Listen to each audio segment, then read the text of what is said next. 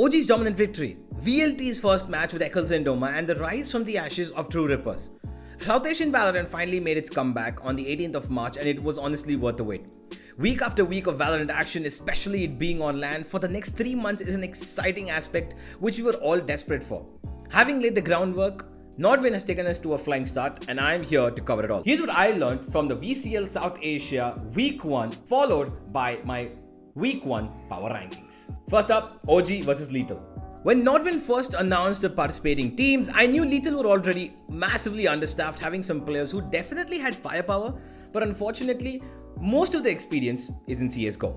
They definitely have a good squad, especially with Marzel and Kel'Thuzad on the squad, who bring in a lot of great qualities. There was no real effort made to change or improve the rest of the squad from where they were a couple of months ago, except for Kel'Thuzad, who could only do so much against the mighty Orangutan.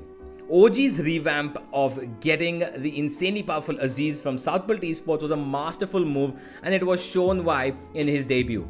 A game to remember for him on Fracture, as OG's pure structural play and along with their aggressive adaptability, it let Aziz run Riot and got him to drop a 30 bomb against Lethal and absolutely crushed them.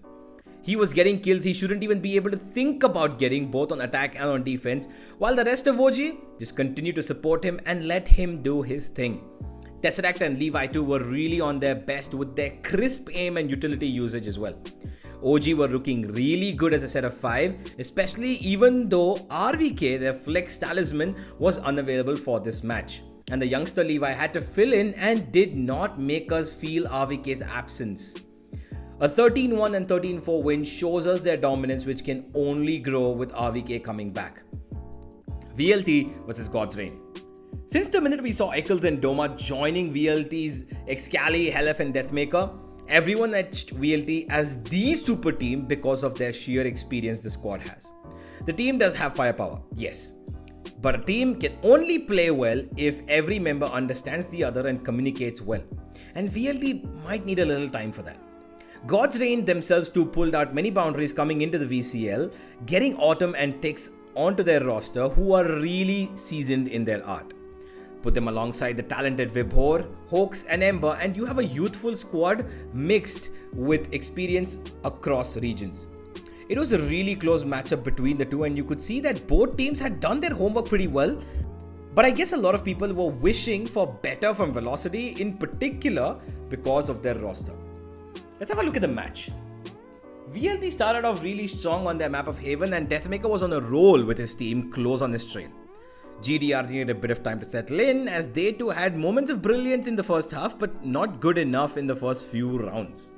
After a while, their cross positioning started working, Autumn started feeling confident, and GDR managed a 5-7 first half. VLT played it really smart the first few rounds of both halves, and then the individuality of GDR's players started showing up in moments like these. From 6-11, it seemed like VLT could have taken it easily, but God's Reign had other plans. They started understanding and reading Velocity setups, especially their mid-round calls from Tix were really good. VLT started making mistakes that softened them up a bit, and God's Reign's confidence started building upon these mistakes. 12-11 was the scoreline, and with 4 rounds back to back, it almost looked like OT was inevitable thanks to God's Reign's momentum, but even with the scrappiest of buys, Eccles' brain and Deathmaker's aim were enough to push VLT through. The call of early aggression was amazing from Eccles because it threw God's Reign off. They were expecting a weak buy, but probably not a push with it, and that's what gave VLT the advantage, and hence the map of Haven itself. Pearl was even more competitive, as GDR were ready for anything on this map.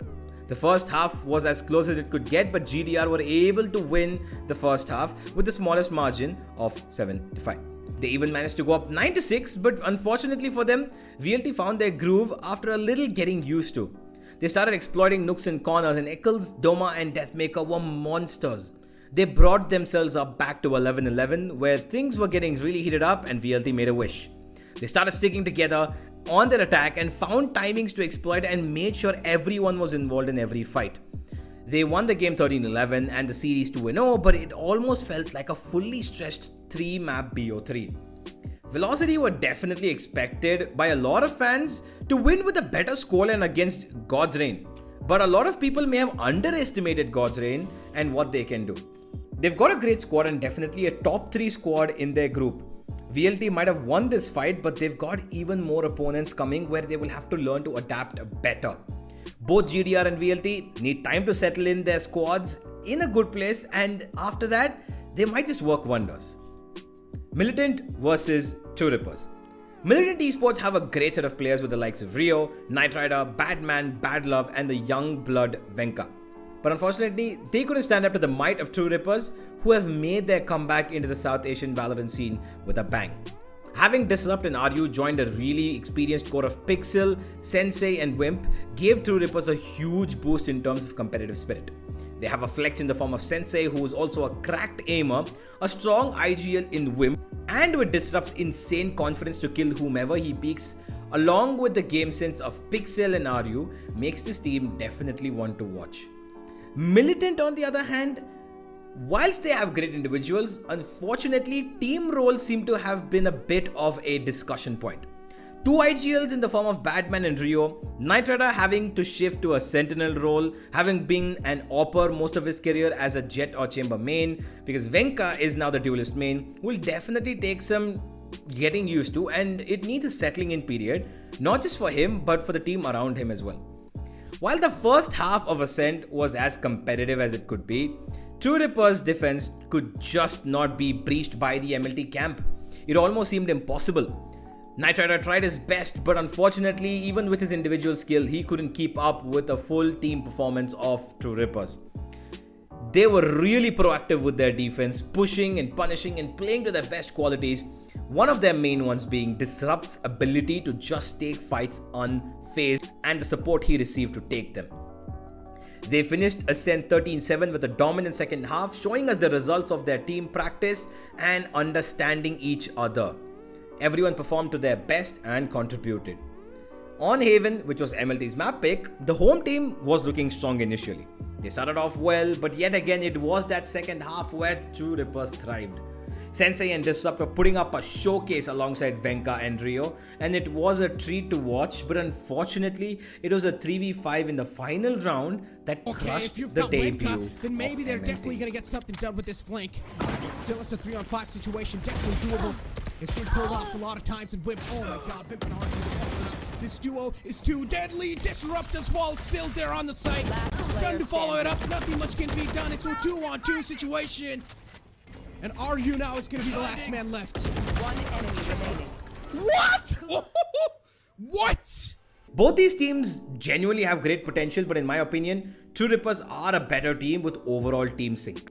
Well, based on these matches, I've devised the power rankings, which I call the Universal Power Rankings, and I will be updating these on a weekly basis. These weekly rankings are based on the performances of a team, which includes the margins, individual statistics on to a certain level, overall team performance in terms of their plays that are analyzed by me, potential of the team which could work in the future as to how they could actually be working better in the future based on what they've shown in a couple of rounds based on my analysis. This also includes their momentum, run of form, how many matches and how many rounds they can win in a row, so on and so forth, and a lot of things that I have taken into consideration based on my initial analysis. These are stuff mostly I learned from football power rankings.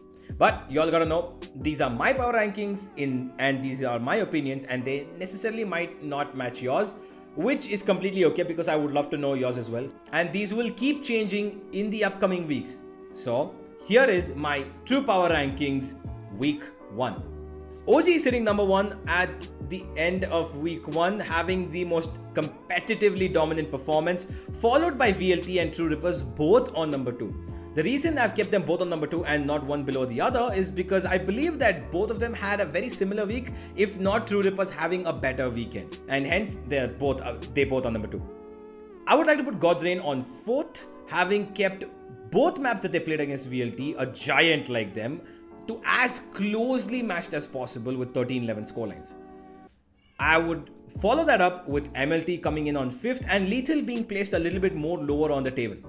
Now, why this is so is because the unplayed teams that are still there in the tournament I have put them based on my analysis of the first initial team looks I have at them, the potential that I can see them proving, and how they could be performing against Lethal and the other teams. Hence, I've put this table in that order. This is also based on how I've seen individual players from all of the unplayed teams perform in the past and how they would fare as a team. Let me know what you think in the comments down below. What are your power rankings and do you agree with mine? Tell me in the comments below what do you think will be the progression in the weeks to come. And I'll see you all in the next week of the Universal Power Rankings.